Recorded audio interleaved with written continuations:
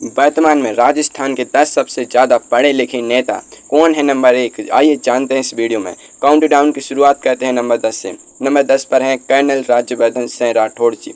भारतीय सेना के पूर्व कर्नल, ओलंपिक मेडल विजेता और अब राजस्थान सरकार में कैबिनेट मंत्री राज्यवर्धन सिंह राठौड़ जी ने नेशनल डिफेंस एकेडमी यानी NDA से ग्रेजुएशन की है।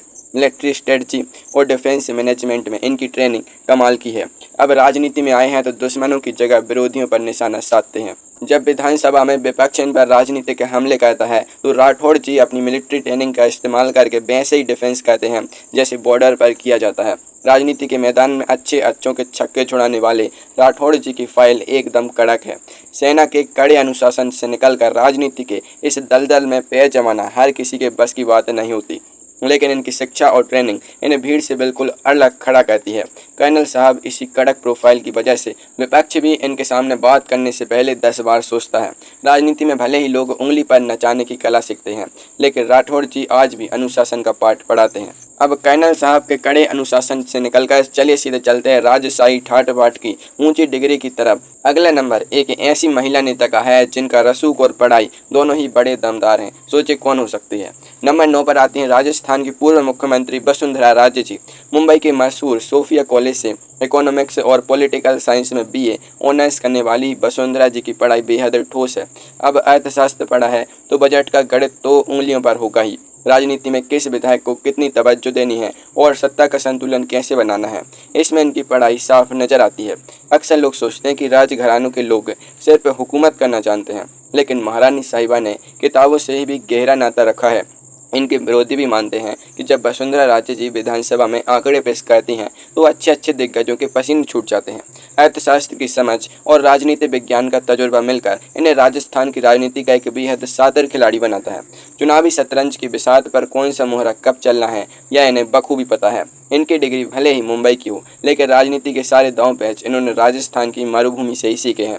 शाही दरबार के अर्थशास्त्र से आगे बढ़कर अब बात करते हैं एक ऐसे नेता की जो गहरे विचारों में डूबे रहते हैं। राजनीति की आपाधापी में दर्शन शास्त्र का क्या काम, चले जानते हैं अगले नंबर के नेता से। नंबर 8 पर आते हैं केंद्रीय मंत्री गजेंद्र सिंह शेखावत जी। जोधपुर के जय नारायण व्यास विश्वविद्यालय से फिलॉसफी यानी दर्शन शास्त्र में MA करने वाले गजेंद्र सिंह जी की बातें अक्सर गहरी होती हैं। अब राजनीति जैसी जगह पर जहाँ हर कोई एक दूसरे की टांग खींचने में लगा रहता है, वहाँ दर्शन शास्त्र पढ़ना अपने आप में एक बहुत बड़ी बात है। शायद इसी पढ़ाई का असर है कि चुनाव में चाहे जितनी भी उठापटक हो, शेखावत जी के चेहरे पर एक अजीब सी शांति दिखती है। विरोधी कहते हैं कि राजनीति में सच और झूठ का पता लगाना मुश्किल होता है, और गजेंद्र सिंह जी इसी फिलॉसफी के सहारे अपनी नैया पार लगाते हैं। जल शक्ति मंत्री से लेकर संस्कृति मंत्रालय तक का सफर इन्होंने अपनी सूझबूझ और शांत दिमाग से तय किया है। जब मंच पर आते हैं तो शब्दों का ऐसा जाल बुनते हैं कि सामने वाला बगलें झांकने लगता है। दर्शन शास्त्र की बदौलत ही इन्हें पता है कि सत्ता तो आनी जानी है, बस जनता के बीच अपनी पैठ बनाए रखनी है।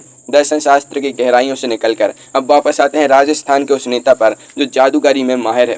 कानून, विज्ञान और अर्थशास्त्र का ऐसा कॉम्बिनेशन जो सरकार बना भी सकता है और गिरा भी। नंबर 7 पर है राजस्थान के पूर्व मुख्यमंत्री अशोक गहलोत जी। इन्हें राजनीति का जादूगर ऐसे ही नहीं कहा जाता।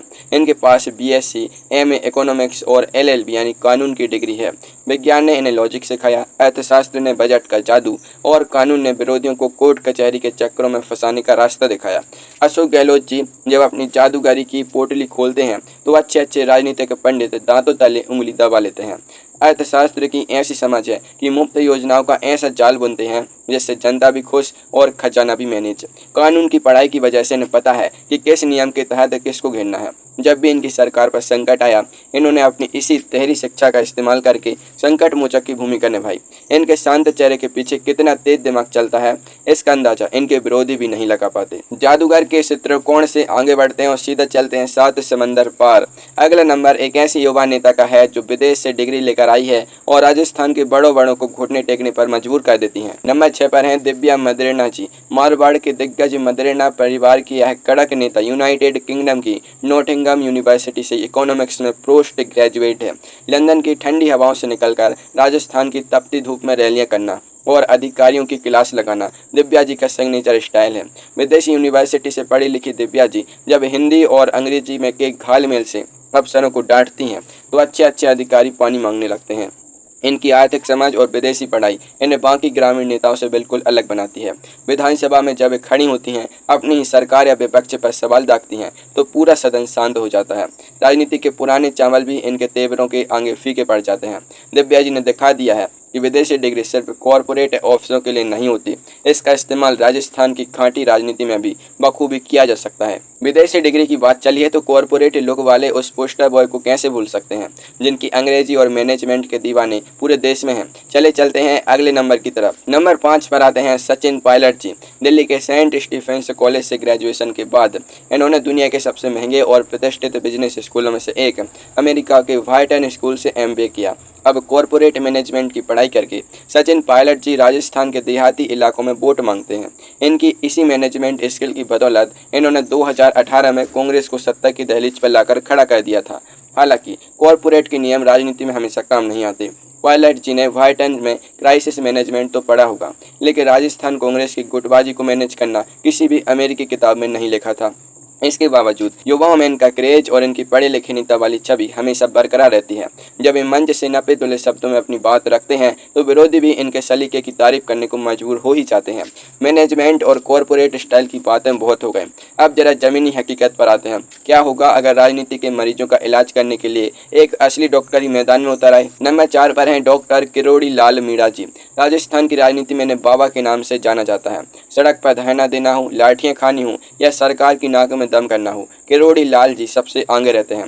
लेकिन क्या आप जानते हैं कि यह जुझारू नेता बीकानेर के सरदार पटेल मेडिकल कॉलेज से एक क्वालिफाइड MBBS डॉक्टर हैं। जी हाँ, जो डॉक्टर कभी मरीजों की नब्ज टटोलता था, वो आज राजस्थान की राजनीति की नब्ज पकड़कर बैठा है।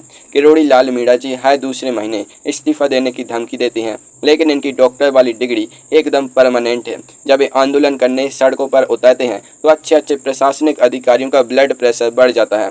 अपनी इसी मेडिकल की पढ़ाई और तीखे तेवरों की वजह से वे जनता के बीच बहुत लोकप्रिय हैं। इन्हें पता है कि किस राजनीतिक बीमारी का क्या इलाज करना है और कब कौन सी दवा देनी है। डॉक्टर साहब के इस इलाज के बाद अब एंट्री होती है उन नेताओं की जिनके नाम के आगे सिर्फ सम्मान के लिए नहीं बल्कि असली रिसर्च वाली PhD की डिग्री लगी है। अगला नंबर राजस्थान के एक ऐसे नक्शेबाज नेता का है। नंबर 3 पर आते हैं डॉक्टर सतीश पूनिया जी। राजस्थान के वरिष्ठ भाजपा नेता और हाल ही में जून 2026 में राज्यसभा के लिए चुने गए सतीश पूनिया जी के पास जियोग्राफी यानी भूगोल में PhD की उपाधि है। अब भूगोल पढ़ा है तो इन्हें राजस्थान के एक एक जिले, एक एक गांव और भौगोलिक स्थिति का अच्छे से ज्ञान है। किस इलाके की मिट्टी कैसी है और वहां की राजनीतिक हवा किस तरह बहेगी, इसका अंदाजा डॉक्टर पूनिया से बेहतर कोई नहीं लगा सकता। इन्होंने राजस्थान यूनिवर्सिटी से अपनी पढ़ाई पूरी की है और छात्र राजनीति से ही आगे बढ़े हैं। भूगोल की रिसर्च का फायदा इन्हें चुनाव प्रचार की प्लानिंग करने में मिलता है। विरोधी कहते हैं कि पूनिया जी की को किताबी ज्ञान बहुत है, लेकिन इसी किताबी ज्ञान और संगठन कला के दम पर इन्होंने दिल्ली तक अपनी मजबूत पकड़ बनाई है। राज्यसभा में जाने के बाद अब राजस्थान के भूगोल की समस्याओं को देश के पटल पर रख रहे हैं। भूगोल की मैपिंग से निकलकर अब सीधे चलते हैं सत्ता के शीर्ष गलियारों में। नंबर 2 पर एक ऐसा नेता है जो चुपचाप काम करने में विश्वास रखते हैं, लेकिन उनकी डिग्रियों की लिस्ट बहुत लंबी है। नंबर 2 पर हैं राजस्थान के उप मुख्यमंत्री डॉक्टर प्रेमचंद बैरवा जी। इनके पास PhD, MPhil, MA और LLB जैसी भारी भरकम डिग्रियों का पूरा सेट है। राजस्थान यूनिवर्सिटी से पढ़े बैरवा जी जब डिप्टी CM की कुर्सी पर बैठे तो लोगों को समझ आया कि सरकार ने सिर्फ जातिगत समीकरण नहीं साधा बल्कि एक बेहद पढ़े लिखे चेहरे को आगे किया है। इतनी सारी डिग्रियां होने के बाद भी बैरवा जी बेहद शांत और लो प्रोफाइल रहते हैं, लेकिन जब फाइलों पर साइन करने की बात आती है तो इनका पढ़ा लिखा दिमाग एक एक क्लॉज को बारीकी से चेक करता है।